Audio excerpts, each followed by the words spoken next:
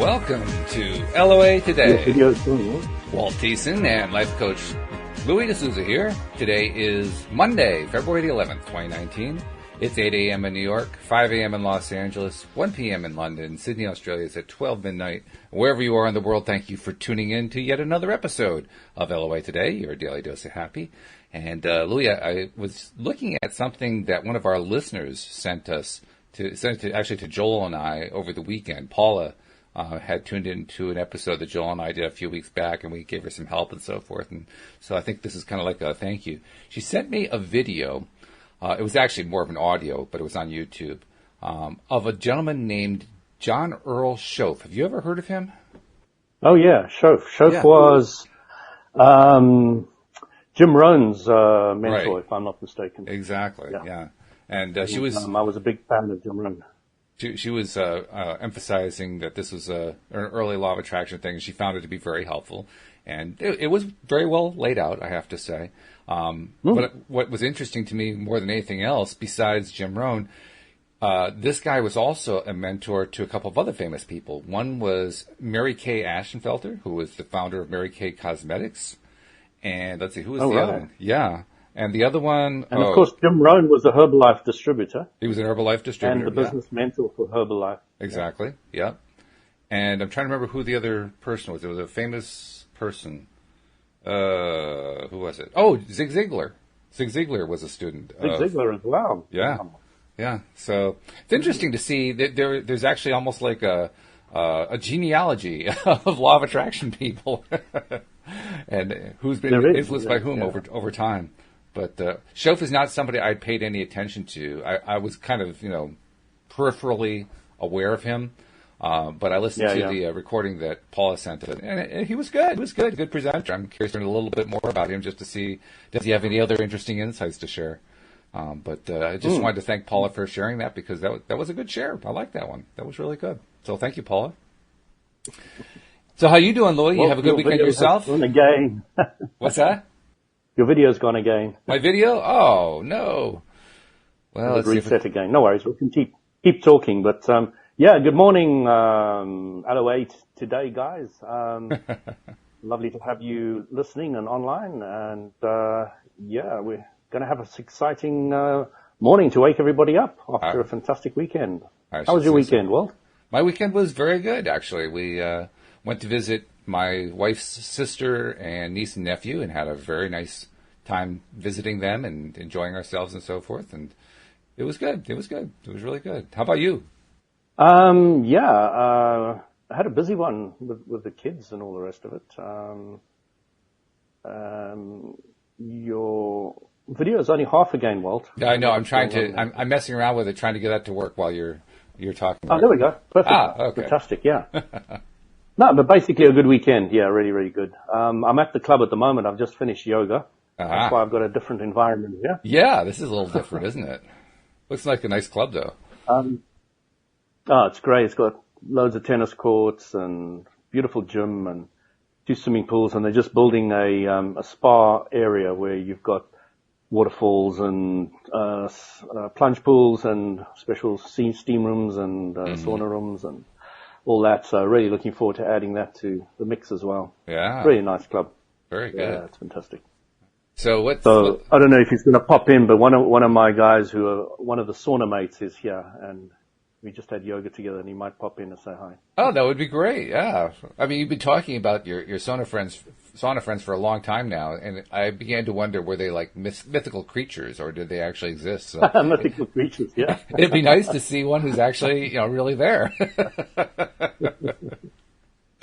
We'll see people spending. Probably gone to have a swim or sauna or something. Mm-hmm. Yep. After yoga. Yeah. So I just wanted to mention this before I forget, but not that I can forget because I'm really excited about it. Next week we're going to have Daisy Jopling, and you can look her up on Wikipedia. You can have a look at her YouTube videos. She plays violin very professionally, and she's coming on to explain to us how the law of attraction got her set up and successful. So no kidding. In her career and her business. So she's definitely booked in for next Monday. Outstanding. So I'm really keen to have a good chat with her. She's very much into the Abraham Hicks and has practiced that for many years now. It reminds me of often when I call her, she says, "Oh, I just have to pause my Abraham Hicks." Oh, yes, there you go. Still listen. It reminds me of something that gentleman Earl Shoth said on the video I was listening to this morning. He talked about how when you're trying to attract stuff, don't think about it in terms of how you're going to pay for it. Just think about the things showing up. And so I love stories. Yeah. Anytime somebody talks about something that they aren't necessarily directly talking about earning money or whatever, just this career came to them. It just the thing that they really wanted to do just kind of showed up. That's actually a more fascinating thing to me. How does that happen? How cool is it that's going on? What was their particular route for getting there? How did it play out? That's the fun part. Yeah. I mean, I so enjoy this one specific aspect of the law of attraction is, one statement which explains it is fake it until you make it. Yep. A lot of people don't like that very much, but it is exactly as it is. The other one is imagine it so clearly and enjoy it so much without actually having it and then not needing it, and then it'll manifest. Mm-hmm. And there's so many ways of doing it. It's just leaving the past behind and focusing where you want to go, because your thoughts create your reality. So you've got to think of where you want to go, not where you are. Because most of us want a little bit something different than what we have at the moment. Mm-hmm. This is true. Yeah. Just a little bit.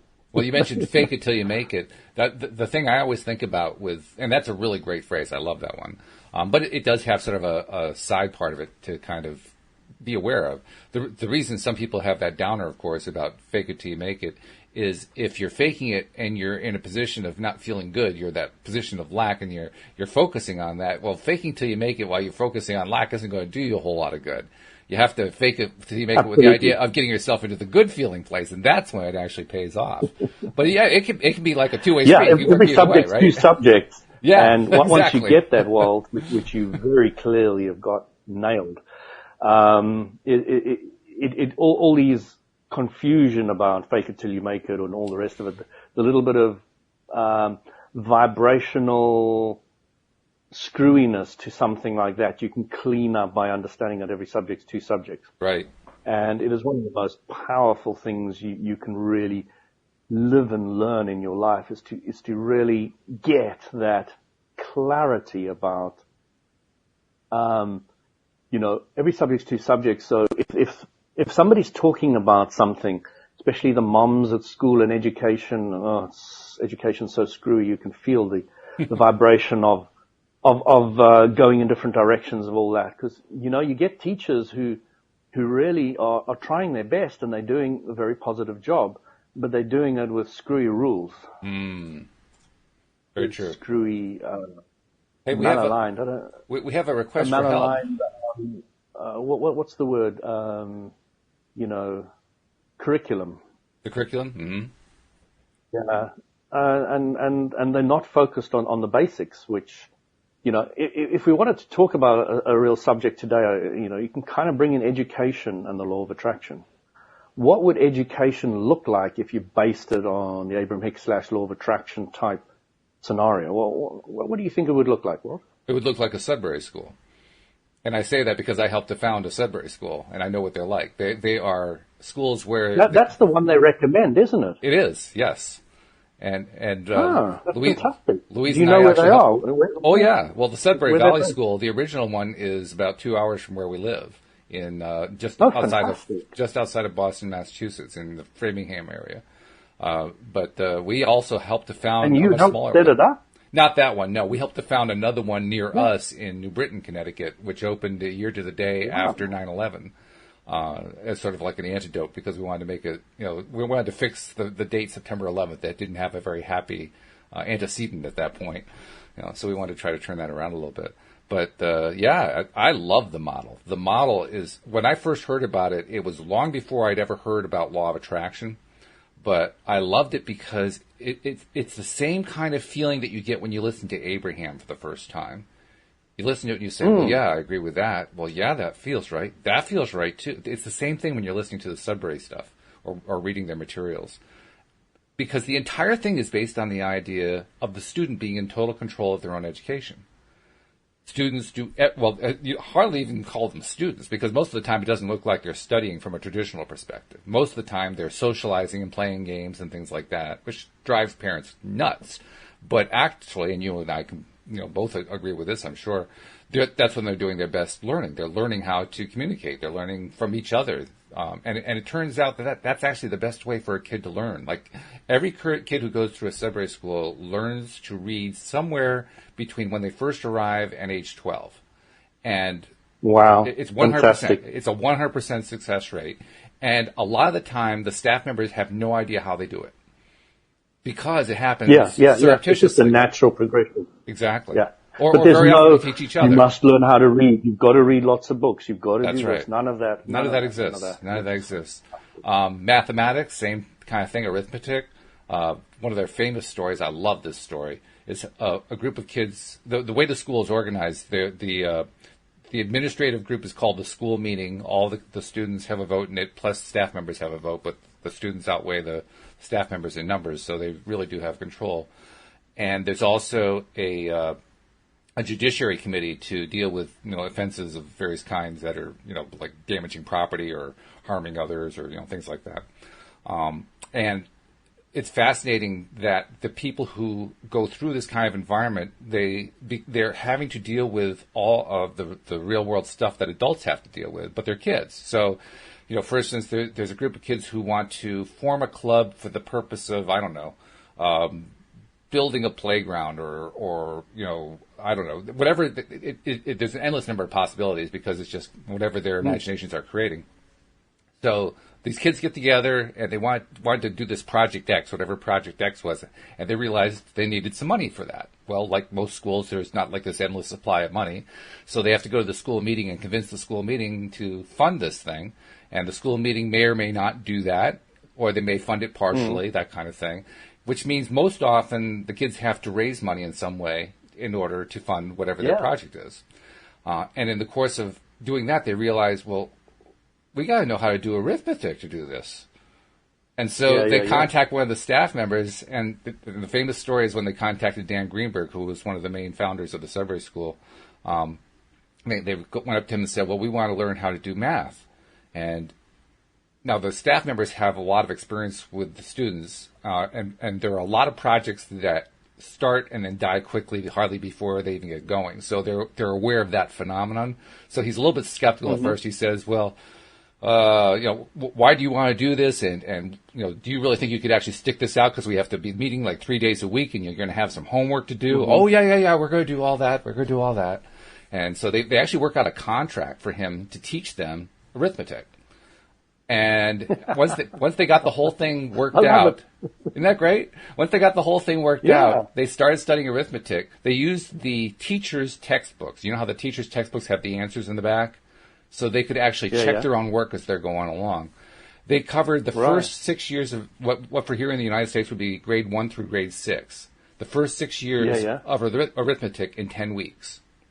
And Dan was blown away the first time that happened. So he went to a friend of his who was the head of a mathematics department at a local public school and said to him, this amazing thing happened. We had all these kids who wanted to do this, and I sat down, I taught them this, and they did most of it themselves, and they learned 6 years of arithmetic in 10 weeks. And the math teacher says, I'm not surprised at all.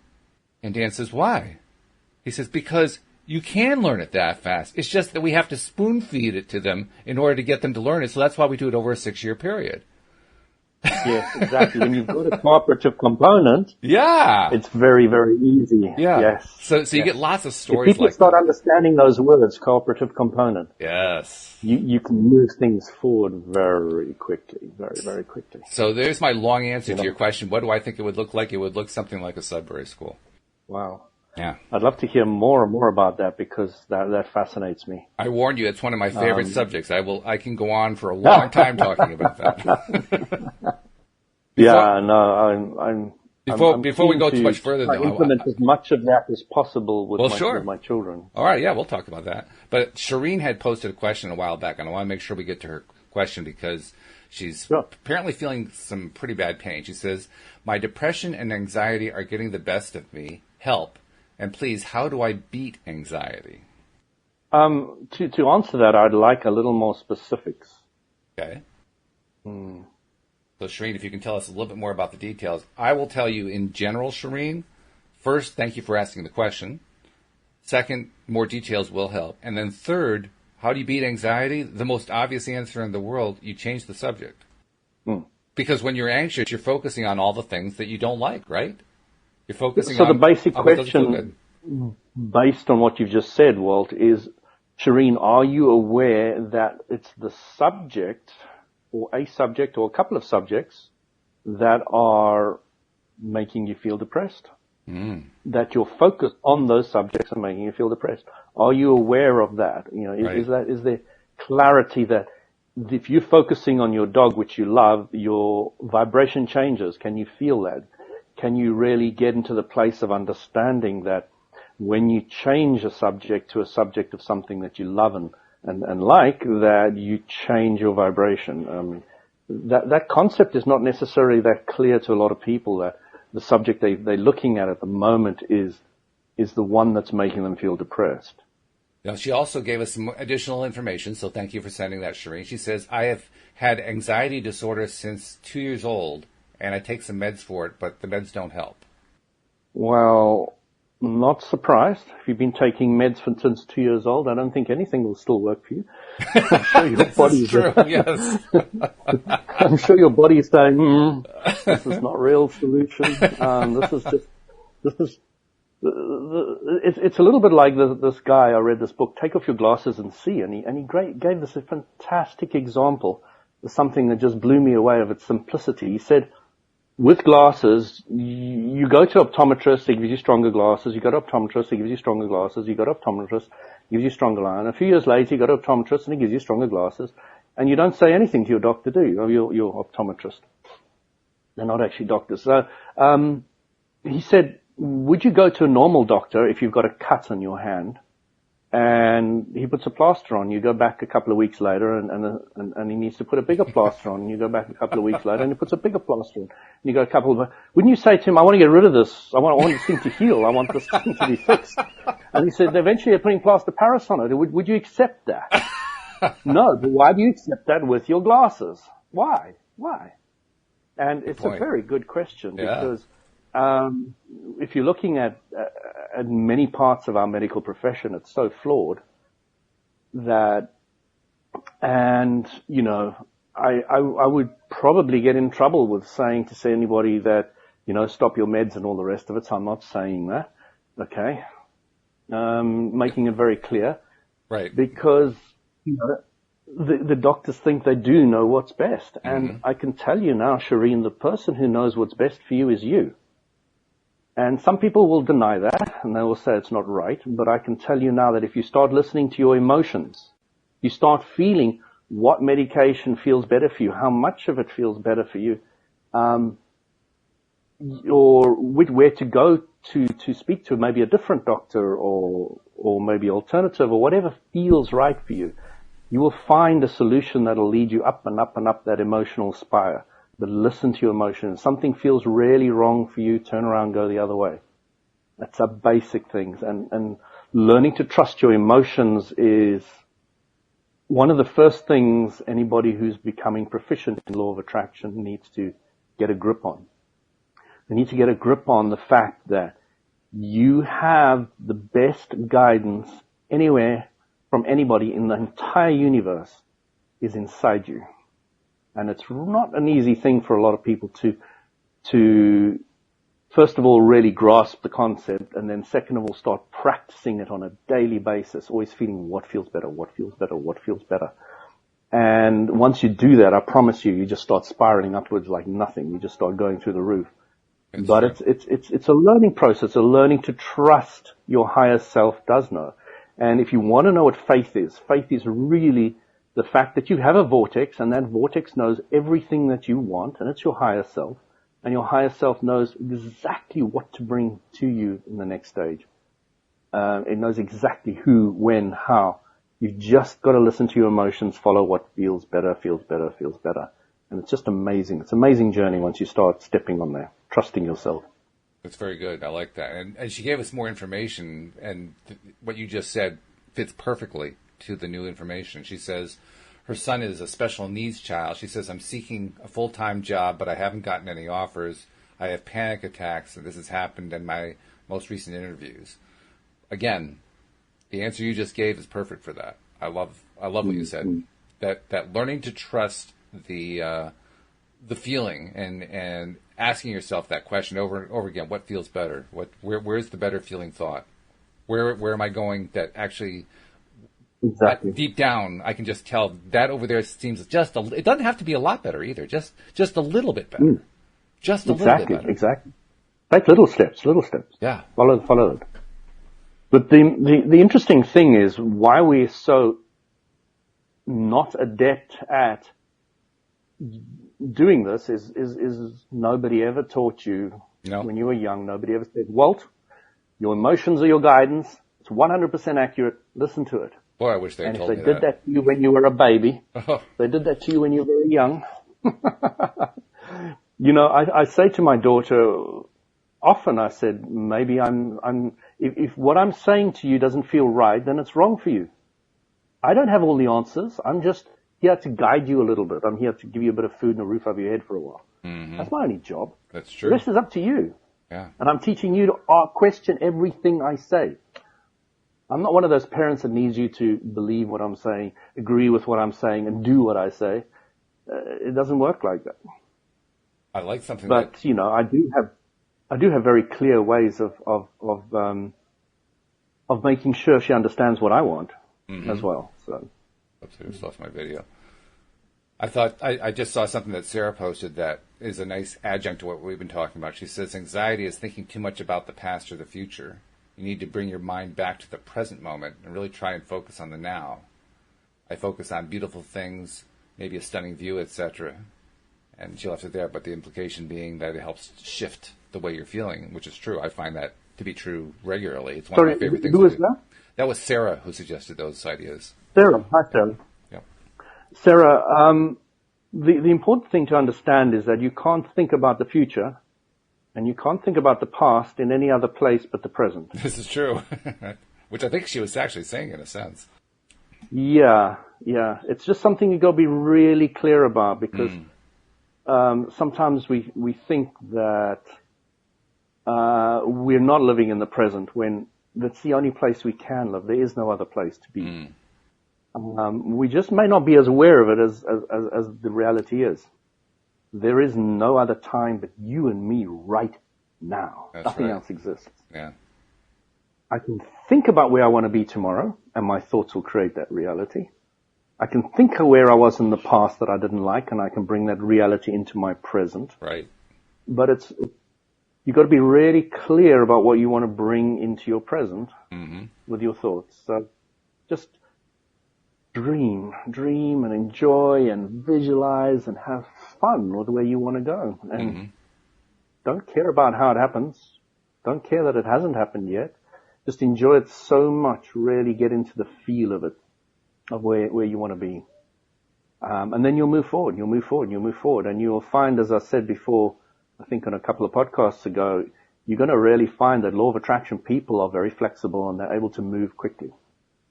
Yes, from that's true. one situation to or at least they're learning to move quicker. They may not yet know how to move quickly, but because they're on the path of learning this stuff, they are learning to move quicker. Yeah. Yeah. I agree with that. Quicker and quicker and quicker. And also, Soretta had a little news to share. She says, I forgot to tell you my good news. You all helped me manifest a buyer for my farm. It was on the market for 10 days, and I got the exact dollar amount that I wanted to get. So, congratulations, Soretta. That is great. Wonderful news. I love hearing stories like that. So, I'd love to hear your method of visualization. What did you do? Did you do anything? Ooh, good question. Or did you just put out a short thought saying, yeah, I want it sold? I'll look for an answer. She hasn't typed anything yet. And also, I wanted to go back to Shireen for a minute. Shireen, I don't know if you feel like we've answered your question sufficiently. If you feel like you need more information, please type in more, and we'll be glad to address it more for you. Because when you're in that kind of really bad place like that, it's rough. It's a rough place to be, and it's rough. Sometimes it's rough to just think. It's rough to just focus because you're so consumed with that negative vortex you're in. So obviously you're the one who has to make the change. obviously you're the one who has to shift your thought process. But if we've not explained it in a way that's going to be most helpful to you, please let us know. We'll be glad to try to make it a little bit more clear for you. So one of the things I find a lot of law of attraction people do, Walt, and it is hit people down that you're negative, so just get positive, okay? And it is really demeaning. I see it many times on the group where somebody's feeling depressed, they've got a problem with this, and they'll say, well, you're negative, of course it's not going to work. And it's not a very helpful way of presenting it. Yeah, that's true. Because if you're in a place where you can't really accept easily that big shift, it's because you're in a place where you can't really accept the big shift. Whoops, I think we just lost Louis. Hopefully he'll be back shortly. But when you're in that place where that big shift is too big, you can't see the other side. You can't see the other end of it. So that's why there's such a great benefit in doing the little tiny small steps. Oh, there he is. He's back again. Hello there. Yeah. Little network issue here. Yeah, well, that does happen. But I started to finish your answer, but why don't you go ahead and give your answer the way you were going to do it? I got a bit thrown by the whole network reconnecting. What was I saying? I know how that is. Yeah. What was I talking about? You were talking about people who say just turn positive. Yeah. So telling somebody who's focusedly negative to go focusedly positive, the gap is just too big. Mm-hmm. Too big. Yeah. So this is something I understood about one of our other listeners, and I was chatting to her, and I found out that even though they've listened to us many, many times, they do not understand the emotional guidance scale. Mm. All right. That's what we're talking about. The emotional guidance scale is so important. If you want to know where you are, you look at the scale, you see where you are generally, and you try and move to the next one. If you are depressed, you're looking to go to revenge. And now, it sounds terrible, but it's the way it works. The amount of relief and release you're going to get to go from depressed to revenge is huge. It's absolutely massive, and it mustn't be underestimated. We're not saying stay at revenge. We're saying move up to rage, and from rage move to frustration, and frustration move to anger, and from anger move to I don't care, and from I don't care move to hope, and from hope expectation. So, it's really important for you to just to look where you are on the emotional scale and just go that little bit further. And that's what I love about the Abraham Hicks guys, because as soon as they get somebody on the stand, they can see clearly, which I can't often. I kind of have to feel it through where somebody's at, and then just try to take them, and they take them to the next level, which I've never seen them fail at doing. Mm. I've never seen them fail at taking anybody they get there. And of course they choose them based on the fact that they're able to shift, to go that little bit higher. They say that quite clearly. We look in the audience and we see who's got a clear enough question and is able to move vibrationally into the answer. Mm-hmm. Mm-hmm. Okay, so it's fantastic when you've got that ability. Oh, yeah. Because if I take somebody who's depressed and I tell them to go get happy, it's no good to them. It's like you just want to kill them. If I was depressed and somebody said just get happy, I was like, yeah, well, beep, beep, beep, beep. You'd have to edit out everything I was going to say. Right. Yep. Mm-hmm. I also want to emphasize, too, when we talk about move up into revenge, we don't mean to actually act on the revenge. We want you to be in the feeling place of it. We don't want to actually go out and take revenge on somebody. That's not usually the best thing to do. But being in the feeling place so that you can move up to the next step and the next step and the next step, that's the real idea there. Or if you're moving up into anger, you move up to anger for the purpose of expressing the anger and getting it out. You don't want it, turning around inside of you. You want to get it out so that you can let go and say, oh boy, am I glad that that's gone. So you can move up to, whatever the next level is up. And I have to say there are some times when it's useful for me to think in terms of the emotional guidance scale and sometimes not. The times when it's useful is where I'm trying to figure out what's the next nearby step and I'm having trouble finding it, so I'll go look at the written list and see what they're saying the next step is, and that kind of gives me a clue. Oh yeah, okay, well I haven't gotten the anger out, so I need to get the anger out, something along that line. But for me, most of the time, it's really just which one feels better. I don't necessarily have a label for what the next feeling is. It may still be a negative feeling or maybe a positive feeling. It could be either one. But which one is the next better feeling thing for me? I don't have to have a word to describe it. I just aim for that better feeling thing. And I kind of alternate back and forth. I mean, I don't know. Do you use the scale all the time? How do you do it, Louis? I probably do it exactly like you do. I kind of just use my emotional guidance. My does it feel better or does it feel worse? And I'm always heading for the path of least resistance, path of least resistance, path of least resistance, and heading forward that way. To nail down on the emotional guidance scale which emotion it is, I don't think I've ever done that. Now, I've been promoting it now, but what I'm trying to say is understand the concept. And then go to your inner guidance and listen to them, what they're saying to you, must go next, next. And know that you're looking for, you're knowing that whatever they're guiding you to, your higher self is guiding to you to go next to, is going to be higher vibration than where you were. So, understand the emotional guidance scale, but not necessarily break it down into all the aspects that, there's another way that I've used it now that I think about it. There have been times where, particularly if I find I've been in kind of a negative pattern for quite some time, I'm not really clear where I am. I'm not really clear what I'm feeling. I just know I don't really like it a whole lot.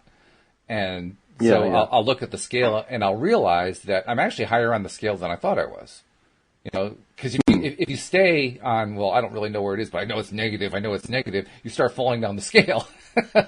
So, it's really probably not the best way to go about doing it under those circumstances. So under those circumstances, if I'm not really sure what I'm feeling, I'll try to see which label comes closest, and I'll say, oh, well, I'm only at bored. That's not too bad. That could be a lot worse, as opposed to, feeling bored and then just, slipping and sliding down. Then all of a sudden I do get down to anger or depressed or something like that.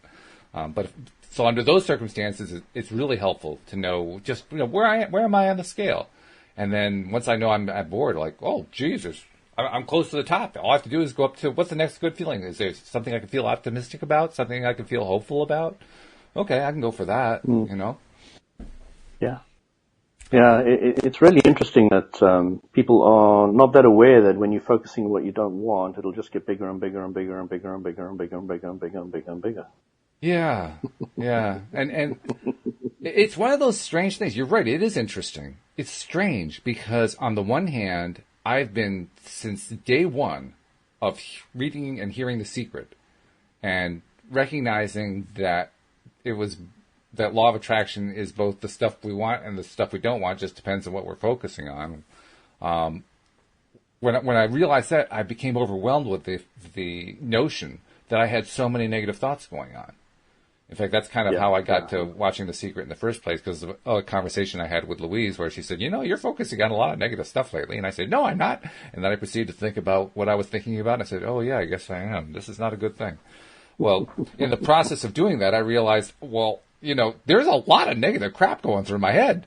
How the heck am I going to stop all this stuff? And I started to feel overwhelmed by it and falling right down that scale. It was kind of a thing. So that tactic that I used to kind of turn that around was, first of all, stop trying to control all the thoughts at once. And second of all, just take measure of where I am right now. It's probably higher than I thought it was. And then I feel a little bit better about it. And that gives me the step in the right direction to start turning the momentum into a positive momentum. So once you start vibrating on a much higher vibration level and you start being a lot more positive, when you sink down to that negative place again, you really feel that contrast. Oh, massively. Yeah. And you don't stay there as long. That's what's so interesting about it. No, you don't, because you're so aware of it and it's so painful. Exactly. You don't want to stay there at all. Yeah, you bounce out a lot faster. In fact, it does get to the point where I actually did feel depressed. When was it? Sometime in the last year. I can't remember when it was. And I think it lasted 3 minutes. I mean, it was literally that quick because I just definitely did not want to be there. I started doing every process I could find on my list just to climb out of it as soon as I possibly could. And I did. I climbed out really quick because I hadn't built up much momentum. Yeah. But I mean, in my recollection, I've only been depressed once in my life, and literally it was for about a minute or two. Simply, the first thing that happened to me is I realized I was I was wallowing in my own self-pity. Mm. And that came to me extremely clearly. And after that, I was like, no ways am I going to stay wallowing in my self-pity. So I just ripped myself out. But this was long before I knew all this stuff. Hey, Suraj has an interesting question for us. He says, for both of us, what part of your morning ritual is non-negotiable? What part of your morning ritual is non-negotiable? Suraj, I would have no part of my morning that'll have any of that kind of connotation. I wake up, I look for the better feeling place, and I move forward. That's about the only part that's non-negotiable, really. Just do that.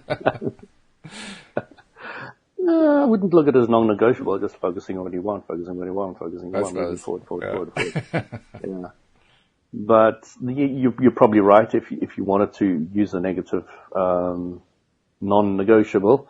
I would say, yeah, just keep on high vibration before you go to sleep, high vibration when you wake up. Try and maintain it for as long as you can before somebody knocks you out of the ballpark. And then try to get back as quick as possible. I don't think of it as non-negotiable, but there are a couple things that I do each morning that I do in order to feel good. And do I do them every single morning? No, so clearly they must be negotiable. But I do them most mornings. Like I start off almost every morning with my mirror exercises because it's a nice way to get myself into a higher flying place, a better feeling place pretty quickly. So I don't think I'd call that non-negotiable, but I would call it habitual or nearly habitual, and not something that I like to miss.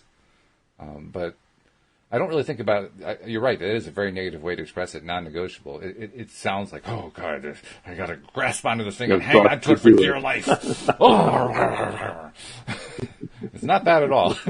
It's more like, oh, wow, I get to feel good for a moment here. Hey, let's do this. But, Walt, I don't wake up any morning not feeling good. So. Oh, I do. I still do. I don't feel I need to get myself into or focus in changing that vibration. It's not there. So I wake up totally excited about what's going to happen and where I'm going to go. So I'm experiencing that a lot more. But I can't say it was always like that. Definitely not. Yeah. And but LOA has definitely been a major part of it. Well, that's the good thing. That's the good news. The more that we focus on that good stuff, the more good mornings that we have. I mean, that's the common phrase, right? Good morning. But when you focus on feeling good, they really are all good mornings. Or they become more and more like good mornings. Absolutely. That's exactly how it works. So, it might sound depressing to somebody who's depressed that you're always waking up very happy, but it's just the way it is. Different people spin on different discs at different times, and there's nothing wrong about that. You must know that you're perfect wherever you're at. And when you start appreciating all the things that are going right for you, wherever you're at, then, you can really work to where you want to go. The only thing that doesn't work is when I keep hitting the wrong button on the wrong keyboard and knocking my video out. But other than that, well, it's your fault. No, it's not fault. It's just I just hit a different key to get to the different place. That's all it is. Fault has nothing to do with it. You're getting to know what you don't want, so you have a better idea what you do want. I do that really well, I have to say. I'm an expert at knowing what I don't want. Don't Siraj says that's what we see in the movie The Silent Flute, when David Carradine plays 4 separate roles as the blind man, the monkey man, Death, and Changsha. Wow, he really did watch that movie closely. I guess he did. Yeah. Well done. So, a phenomenal movie, but again, don't forget that the new LOA teachings is on a completely different level to those old ones. And it's important to understand the difference between some of the good old teachings and some of the better teachings now. Well, there is a significant clarity that is coming with the new stuff. There is clarity that's coming. There's also, I don't know how to describe it. Some people call this Akashic records and things like that. But I know exactly what that is, yeah. But there's like a shared DNA. There's a shared signal. The fact that we're part of source energy, I'm not sure exactly what it is, but along those lines where some kind of advance takes place, like Abraham coming along and teaching law of attraction in a more clear way than has ever been done before. And it starts to seep in everywhere. Even when people aren't aware of it, it's just kind of seeping in. Yeah. And I think that's one of the main reasons why when those of us were exposed to Abraham teachings for the first time, we instantly say, yes, that fits, I can feel it. That just fits what I already knew deep down inside. Why didn't I know that? But I did know that. Why didn't I know that? But I did know that.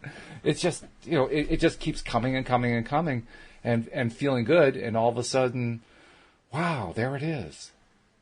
And it's because of that. I think it's because of that connection. It's because of that.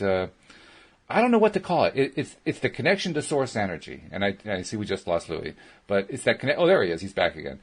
But it's just that connection to source energy where we just get. It's like we're getting the advanced notice. It's like we're the tipster in residence who's getting the advanced tip on who's going to win the horse race, but we don't even realize we're getting the tip. That's the way I think of that source energy connection. So I don't know. I'm kind of ranting a little bit here, Louis.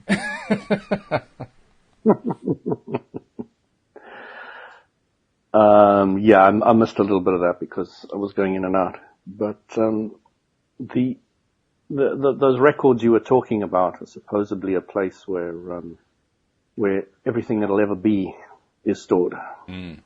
So all inventions, all ideas, all concepts, all teachings, etc. So tapping into that is, it can be quite useful. They say most of the inventions of Einstein and all the rest of it came out of all that kind of place. So yeah, basically it's your source energy. So when you tap into what knows everything that's best for you, then you can move forward quickly and easily. Hey, I want to ask you something about that, because that's very similar to the teachings of Neville Goddard, and it's the one teaching of Neville's that I have the most trouble with, because he teaches that all creation is already completed, and that what we are doing as what we would call deliberate creators, he doesn't call it that, is we're tapping into that stuff that's already been created and saying, yes, I'd like that, no, I don't want that, and so on and so forth. Very similar to what you just described. And from my perspective, that doesn't actually make sense. The reason it doesn't make sense is all of creation is infinite. It is an infinite amount of creation, and you can never reach the end of infinity. So it actually doesn't make any sense to say it's all been done, because you never actually get to the end of it. I'm curious, what do you think about that? Oh, it's the age-old debate that nobody can really get to the bottom of in the contrasting universe. Yeah. I think in the non-physical, it's not really a problem to comprehend the vast complexity. No. But that again is an assumption. That's true. It really is a tricky one. It's a tricky one, and it's great to have these kind of questions. You need to have the endless question of life, the universe, and everything. I mean, I like the best answer ever is 42, but yeah, that's right. Douglas Adams, gotta love him. Well, actually, that was one of the reasons why I liked Abraham Hicks, because Abraham Hicks called us deliberate creators, and to me, that phrase implies that creation isn't done yet, which makes a lot of sense to me. That creation can never be done. In fact, they said it themselves. You can't get it wrong, and you'll never get it done. And you'll never get it done because you can never get it wrong. Yeah. Yeah. So, to me, that's pretty clear. I was thinking about that just before the call, actually. Really? That particular phrase? Yeah. Yeah. And it's like digging into that is, why can you never get it done? Mm-hmm. What did you come up with? Because you can never get it wrong. Why can you never get it wrong? Because everything's always working out for you. Okay. It really sends you on a bit of a trip. Yes, it does. How to really grasp all that and get it down pat and work with it and run with it. But it is implying that whole statement is really trying to get you to live in the present. Mm-hmm. Know that your power is in the moment. Yes, is in the now. And that's really the bottom line right there. It's not just living in the present, because, like you said earlier, we can't avoid living in the present. That's where we are at all times. It's more focusing on the pleasant. Awareness the awareness. Exactly. Yeah. Because that's where we get the power. It's funny, we try to generate power by thinking about the past or the future, and how it's almost like being in an automobile on ice. And you hit the accelerator, and those wheels turn like crazy, and you don't go very far. I mean, you can eventually, you can actually get up to speed eventually. Yeah. Because you can't totally stay focused on the past or totally stay focused on the future because you're in the present. So you're going to get it going at some point, but it's so much more efficient when you just focus on the present. You get you don't have any ice under your wheels at that point. Yeah. But I was just thinking, if you add some resistance to those wheels, you get a better grip, won't you? Isn't that interesting? Yes. That's a good way to look at contrast right there. I like that. Exactly. Yeah, exactly. Let's remember that metaphor. That's a good one. I like that one. That's very good. Well done, Louis. I think you just hit the crowning point of the entire podcast today. That's very good. Yeah. Appreciate the negative. Appreciate the depression. Appreciate the rage. Appreciate the anger. It's one of Joel's favorite because it's things. gripping you to help you move forward to the rocket of desire. What do you want? Mm-hmm. That's what it's there for. Even though you start really grasping that, it's amazing. Even though when you're in the middle of it, it doesn't seem like it. Right? Because if you're in the middle of something that's nasty, it just doesn't feel like anything's ever going to get better. It doesn't feel like anything's improving. But it is. Yeah. The wheels on an active vibration can really spin fast. Mm-hmm. And they can spin fast negatively and they can spin fast positively. But when they're spinning fast negatively, you really feel you're lost. It reminds me of car going down the mountain at 100 miles an hour. Well, it also reminds me of a dragster. Because a dragster, when a dragster race starts, the dragster's wheels are spinning at this ridiculous rate, and the dragster's hardly even moving. Right. And then all of a sudden, it gets that resistance on the ground and grabs, and zoom, it just takes off. Yeah. Now, I've never been to one of those. It'll be a great experience. Bring some sort of ear protection. You will thank me later. I don't know if they've got those in the UK. Yeah, I don't know. They probably have. Go to a gardening center. You can find them there. Because a gardening center a gardening center. We got hundreds of those. Because gardening centers have power tools for blowing leaves or cutting grass and so they have ear protection for those things. Mm-hmm. Mm-hmm. Louise actually has one of those that from the gardening business, but she brings it with her when we go to the movies because, these days the theaters have the volume turned way up. I wasn't talking about ear mufflers. I was talking about drag races. Well, I was too, but at drag races, you want to have the ear muffler to protect your hearing. That was my point. I understand, but I don't know if there are any of those drag races in the UK. Oh, there probably are. You just have to look for them. Probably are. Yeah.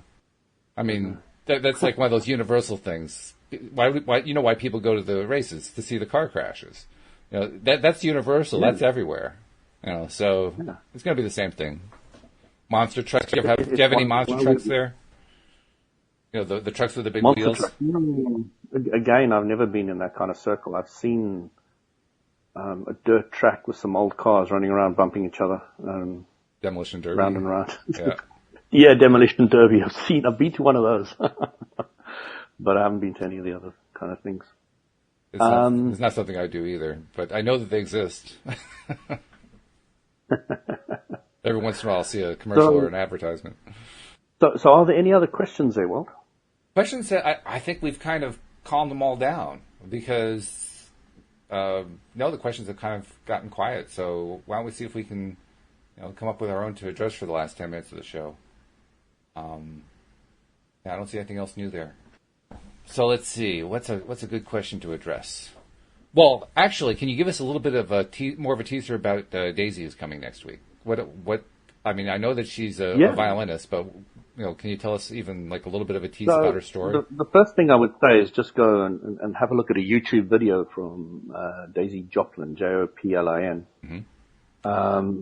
And have a look at her. When you watch her, this is the thing that amazed me when I watched her is. There's so much life there. Mm. There's so much exuberance. There's so much passion. And it's not just standing there quietly playing the violin. That's not her. So yeah. I mean, it is really exciting. I'm really looking forward to listening to her story because, stories are so important. I know in a lot of my really beginning podcasts before we had video, and I strongly recommend people go back and listen to them. I talked about a lot of different experiences that I've had. And I've kind of got a lot of those out the way. There's still lots more that I can talk about, but That would be great if, somebody goes and has a look at those, because there's some really, really good, understandings of, sickness to health. There's a whole thing, different religion, and a lot of other factors that we talked about there. So, my website's going up at the moment, so I'll have a list of them and people can just jump on there and I'll be able to reference them. I'm going to put numbers to each one and I'm going to say, go have a look at this one or that one. Oh, very good. So that's all coming together now. It's all about having fun. Mm-hmm. Total fun. I was noticing that idea when today. Somebody's depressed and you're saying go have fun, it's a stretch, but ultimately you get your vibration higher and higher and higher, and it's just the way it goes, Yeah. and then you get into this better place and things get happier and things get easier and everything starts working out for you in an easier, quicker way, which is what we all want, really. Mm-hmm. We just want, we want to live our life to our fullest potential. And the potential that we have is really just first appreciating where we are. Mm-hmm. Very true. That is so key. I mean, I don't know if people really know. They probably hear it a million times, feel gratitude and appreciate where you are, what you've got. But I don't think a huge amount of people actually do that. They don't actually sit down and say, okay, this capped out car I've got is still getting me from A to B and it's really nice and, it doesn't fall down, it doesn't break down that often, but, I'm so grateful I've got it and, isn't it nice? Yeah. I got a nice perspective on that this weekend because I mentioned that Louise and I drove down to New Jersey to visit her sister and niece and nephew. And, obviously people that we don't see every day, but we got to spend time over the last day and a half or so, just interacting mainly with her sister and having conversations. Mm-hmm. And in the course of those conversations, I kept noticing over and over again, and I had to actually stop myself because there was a part of me that wanted to say, by the way, Lee, you're doing this, but I didn't do that because that's not a good thing to do in most cases. But she would do what most people do. In the course of a conversation, we would actually talk about some things that were good, some nice, good things, which is kind of an improvement for Lee because Lee can be a little bit of a downer at times, but she's gotten better at focusing on that stuff. And then in the middle of the conversation, she would shift over to, but this other thing that's going on that's just not a good thing. And she just had to, it's like, no, I have to direct the conversation over here right now. It really caught my attention how so many of us do that so regularly throughout our days, and we don't even realize we're doing it. But in the course of doing that, we set ourselves up. We set ourselves up for all kinds of whack end of stick or sticks that we don't even want to have anything to do with or whatever, but we just set ourselves up. It's amazing how often we do it. Mm-hmm. So really setting yourself up and all the rest of it is just active vibrations. It is. And the thing that I find people seem to struggle with is boiling down the law of attraction to philosophy, to simple concepts of the way it is. Because if you break everything down to a vibration, to a thought that you've thought often, then it takes away the stigma of whatever it is. Mm. It allows you to understand that you created it. It allows you to understand that you can focus on another subject. It allows so many things, and you can solve every different type of problem in your life. Right. So think more in terms of philosophy rather than specifics, and you will be growing spiritually is the old language I would use. You will be raising your vibration is probably the new language I would use, but that's interesting you should say that. You get the drift. You get the drift. I do, yeah. I'm asking myself, is that the way that I approach stuff, the way that I do things? Because I was always very interested in philosophy. Is that what you're asking? I'm asking myself about that because I always had a strong interest in philosophy. I mean, I had an informal minor in philosophy because my school didn't have minors. Yeah. But I actually took more courses in the minor than I did in the major, to be perfectly honest. So that's how much I was interested in philosophy. And as I'm sure you know, most of that philosophy is absolute rubbish. And I had to go through all of it in order to discover just how much rubbish there is in it. So as I discover The Secret, or as I discover Abraham, as I read Neville, as I read some of the other philosophers and teachers who have taught us about what we now call law of attraction, do I look at it philosophically? And I think there's a piece of me that doesn't, because of that past experience of looking at all that negative rubbish philosophy and saying, I don't want to go down that road. I don't want to explore all that stuff. I just want to feel the darn thing. Because for me, at that time, I was not into the feeling part. It is. But I'm just describing what my experience has been. My experience has been, I didn't feel good going down that road. And at the time I was going down that road, I did not... Replace the word philosophy with rules to the game of life, which is the sentence I always love. How the game is really played, the way it is. I don't know, something else, something that you can resonate a little bit more with. And that's kind of where I was going. I think the phrase I would use is what works. Yeah, what works. What works. Nice one. Yeah. Mm-hmm. And the reason I say that is I wanted to look at the lack end of the stick for a moment for contrast. When I was studying philosophy, the traditional style of philosophy, I was also not in contact with what I was feeling. I did not have that kind of I'd been trained not to have that contact. So Walter, I recently the little book of philosophy. It's an audio from Amazon. I went through that and I was amazed. I'm putting the pieces together of what man and society kind of get because they've learned from these philosophers. And I really appreciated it. I really, really enjoyed that little snippet. They take different philosophers and they've got the date kind of thing and they've highlighted the most important ones. Mm-hmm. And, I had no idea. The one philosopher said, I think, therefore I am. You know why he said that? That was actually a large portion of the debate about what I studied in school. Why did he say that? But I'm curious to know what your answer is.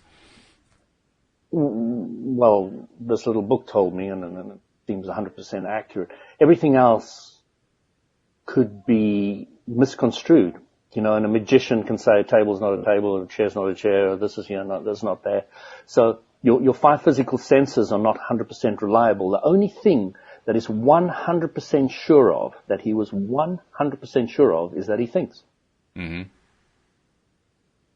And that was, what a fascinating philosophy. How to go through all the five physical senses, realize that you can be deceived by almost anything and everything. Mm-hmm. And then coming to the conclusion that the only thing that you could really grasp was your thoughts. And of course, Abraham Hicks' teaching goes to the thoughts, and thoughts create your reality. So, it is really quite amazing. It's quite incredible. Once I kind of got it. I got where he was coming from, and it was a very advanced and clear understanding. I remember when he didn't really go anywhere with it. It didn't go anywhere. It didn't say thoughts create your reality. It didn't go that far. Right. But it did bring you up to the point of thinking of how important thoughts are. We only got 1 minute left, and I really need to leave on time. So okay. I don't know if you want to get in your little bits there. I'll just give my last bit. I've really enjoyed this. I'll just give my one last bit, because it was Descartes who wrote, I think, therefore I am. And I remember one of the rabbit holes we went down was, maybe it should be I am, therefore I think. The idea being that everything starts with who I am, and that is where the consciousness starts, and that's where the thought process starts. But ultimately, what it really comes down to is doing the thinking. It's that's where you're conscious, when you're doing the actual thought process. Yeah. So I think that's where the value of the Descartes statement is in the fact that we think. I agree with that. Anyway, I know you have to get going, and I want to thank all of our live stream listeners for tuning in and listening as well, and as well as our recorded listeners, because they're all wonderful. Thank you, Louis, for sharing your words of wisdom today. We hope you have a great week. You're very welcome, and carpe diem, everybody. Seize the Absolutely. day. Have a fantastic week, and we'll catch up next Monday. I love it. With Daisy Joplin. Daisy Joplin's going to be joining us. This is going to be great. Maybe she'll even play for us. Who knows? That'll be fabulous. Anyway. Ooh, that'll be interesting. We hope you'll join us next time. We'll see you all next time here on LOA Today. Goodbye, everybody. Take care. Bye.